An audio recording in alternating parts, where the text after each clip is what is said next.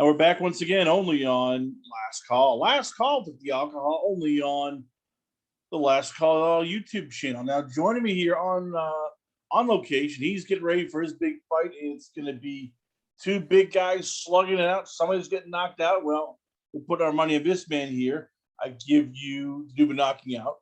I give you once again Bigi Boi himself. I give you it is Jairzinho Rozenstruik. So Bigi Boi, let's start off here. It's you, Tybura. It's two guys like to just throw heavy hands. Do you feel this is your kind of fight? It's a fight where you can just look good and get some bonus money. Uh, yeah, of course. I always feel like I could get the bonus in fights, especially knocking people out in a brutal way. This fight's gonna be an awesome fight for me. I think it's a good matchup. Why? Mm, let's go back to my last fight with Curtis Blaydes. The wrestling got me caught there, and I forced myself to go back to zero, especially with the wrestling, and I'm working off that. Uh, so I don't think it will happen again. And soon as people try to take me down, they will pay for that. So um, this match is gonna be a good one. Yeah. So let's start off with Tybura. He's a guy who he's mostly a stand-up fighter. He's a kickboxer by trade.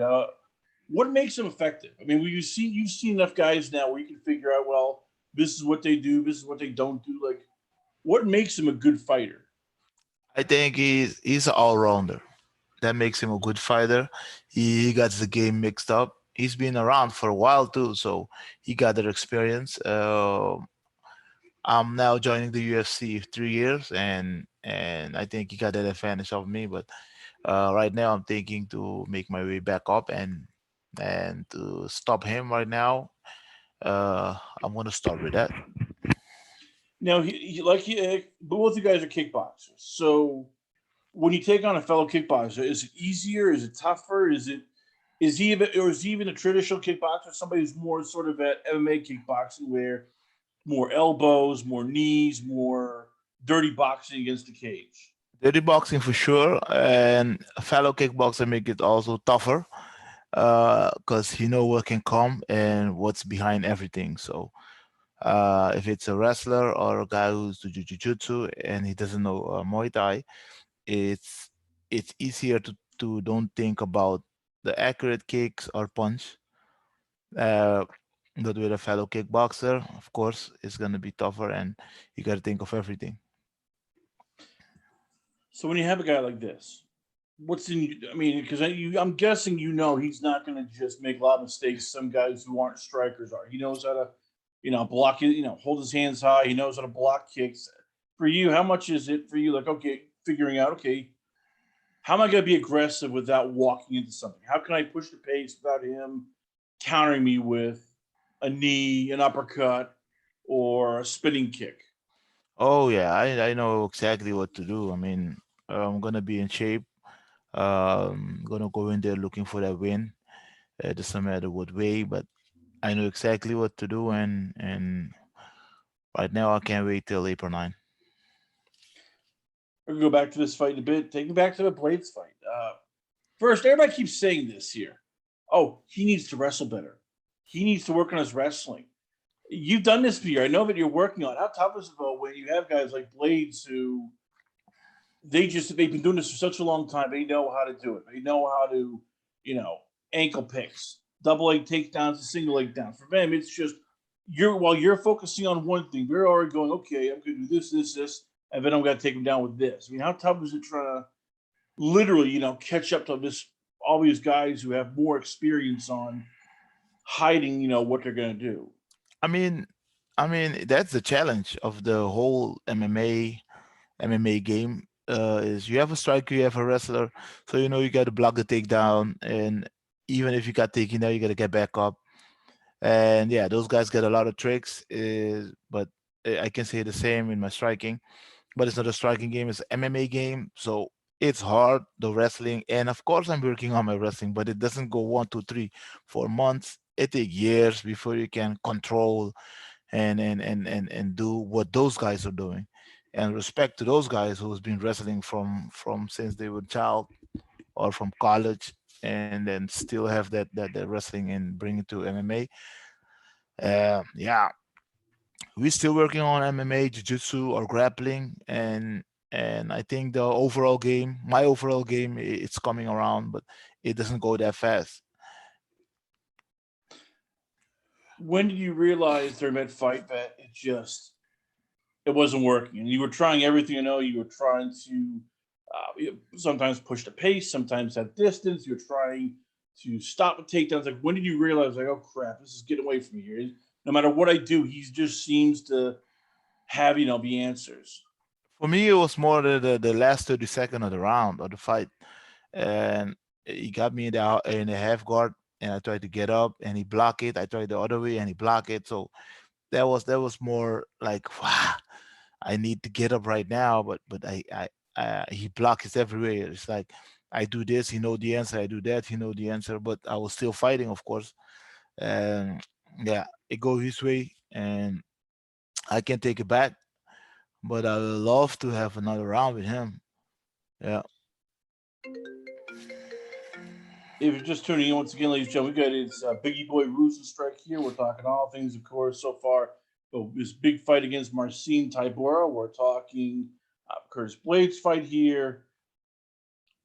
How tough has it been for this fight leading up to it, where this fight was supposed to happen all the way back in February, and then it got pushed back, and then they rescheduled it. And I know you don't have to cut weight, but you still have a weight that you want to meet. You want to keep in shape. You don't want to peak too early. Like, how much of this camp Sure. has been sort of just like, okay, well, start slow. Okay, now we're getting ready. Now, don't over, train yourself. Actually, it wasn't that hard, and it was right on time when I got that call for the fight got pushed back. So I slowed down a little bit again, and then start training again. And right now I'm at the right speed, right weight. I always want to be around 250, 245. That's the weight I want to be. So I'd be more light, more movement, moving more, be a little bit faster for myself. So um, it wasn't the issue to that the fight got pushed back. It was the right time. We wasn't there yet. So yeah. All of a sudden, now you've now had a couple of fights now where you've had some layoffs, so you got to celebrate the holidays here. You're a big family guy. How nice was this holiday where you got to have time. You didn't have to get rushed back to fight camp. You could, have time to spend with the family. Enjoy Christmas, enjoy, New Year's Eve, New Year's Day. How much does that mean to you when you get to have those moments where it's like, all right, I'm not worrying about training. I get to be with family. I get to be with friends. I don't have to. I can just, I mean, have my own time. it means a lot why I'm across the ocean to be here, do my camp, and when I have some free time, I go back home and spend some time with my family and friends. So it means a lot when I got a chance to go back home. Sorry, go back home and enjoy some of the free time with them. Now, have you started to think about relocating them here? I mean, have you thought about, like, telling your parents, "Hey, move over here"? United States is a great place. Come over here. I mean, have you? How often do you think about it? Going, okay, you know what? I want to have everybody here, so I don't have to fly all the way to Suriname. I think that's an option, and that I think it's better. Why, if everybody here, the only thing you got to focus on is training and going to fight, so you don't have to really go back home and spend time there with them. Having them here is even better. Because I'm guessing it gets tough for you when you have to leave home, leave. Because for most of us, it's we see family, but they're a hop, skip, and jump away, or there may be a long drive away. For you, it's a transatlantic flight. So I'm guessing, when you have to leave, it's just like, oh, it's literally like pulling teeth. You don't want to go, but you have to go. It's correct, but it is what it is. So it's all we do for a career, and we know it doesn't last long. So you wanna push everything where you can while you can, and go further from there. When it's over, it's over. But right now, making career, creating my legacy, and make sure it count. That's the only thing that's on my mind right now. What do you want your legacy to be? Because most fighters talk about that, and some chase titles. Some it's about the fight itself. Having those performances, having those big fights. In boxing, we've seen some guys where it's all about the paycheck. So for you, like for Biggie Boy Rozenstruik, what do Yeah. you want your legacy to be? For me, my legacy, of course, we're chasing the title. It will be nicer to be champion, and the legacy go from there. Of course, the money is important because that's the way we can feed our family, feed ourselves, and of course, having good fights, experience.